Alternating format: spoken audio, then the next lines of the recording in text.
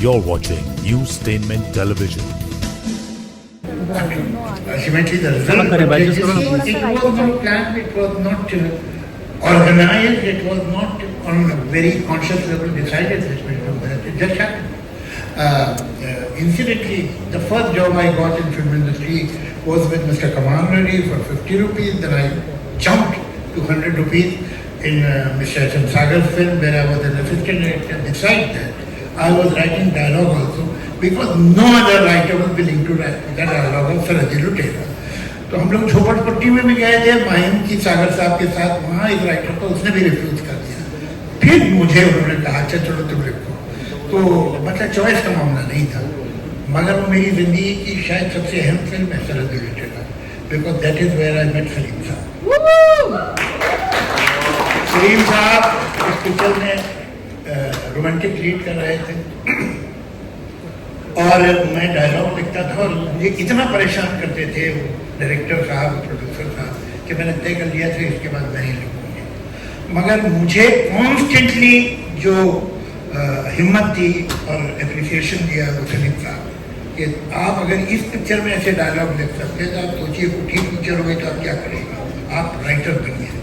तो ये खैर बात खत्म हो गई. उसके बाद इत्तेफाक है कि मैं बंदरा आ गया एक दोस्त के यहाँ और उसके साथ रहता, किराया वो देता था, मैं रहता था. तो सलीम साहब का घर पास में था, तो सलीम साहब के घर जाने लगा सारी मोहब्बत के साथ. एक ये था कि एक उसका खाना पक्का हो गया था. तो फिर हम लोग बैठते थे, कहानियाँ वानियाँ सोचते थे. एक दिन हम बैठे थे कि वही सागर साहब जिन्होंने सरहद लुटेरा बनाई थी, जिन्होंने हमें इंट्रोड्यूस करा, वो आ गए और उन्होंने कहा भाई एक शॉर्ट स्टोरी है और तुम दोनों जो है वो उसका अगर स्क्रीन प्ले बना दो. तो हमने कहा ठीक है, कितने पैसे देंगे आप? तो उन्होंने कहा 5,000. तो आए, मेरा तो एक हार्ट बीट मिस हो गया. तो हमने कहा ठीक है. तो हमने 14-15 दिन में वो स्क्रीन प्ले बना के उन्हें दे दिया. ये घोस्ट राइटिंग थी, हमारा नाम नहीं था पिक्चर. लेकिन वहाँ एक सुधीर वाही थे जो अभी भी शायद आपके टच में है. तो सुधीर वाही जो है उसको तो मालूम था कि हमारा काम, तो उसने कहा सिप्पी फिल्म चले जाओ. हमने सोचा सिप्पी फिल्म इतनी बड़ी हो, हमने कहा काम से. लेकिन एक दिन दोपहर में कुछ करने को नहीं था तो मैं चले ही गया. तो वहाँ बात की तो उन्होंने अच्छा दोनों आ जाइए. मैंने कहा हम लोग तो साथ काम कर रहे थे, अभी खत्म किया हमने, आप दोनों आ जाइए. तो फिर हम दोनों गए और फिर हमें वहाँ काम मिल गया. तो वहाँ राजेश खन्ना से मुलाकात हो गई. राजेश खन्ना ने हमें कहा कि तुम हाजी मेरे साथ एक स्क्रीन प्ले लिख दो. तो कोई ऐसा दिल नहीं था, कोई ऐसा टाइम नहीं था जब हम दोनों ने बैठ के तय किया कि अब हमें पार्टनर हो जाना.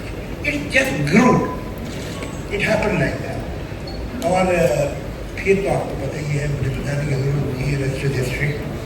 The rest is history. Thank you so much, Javed Saab, for taking us on that little journey. And there's a lot more in the docu-series. This is Newstainment Television.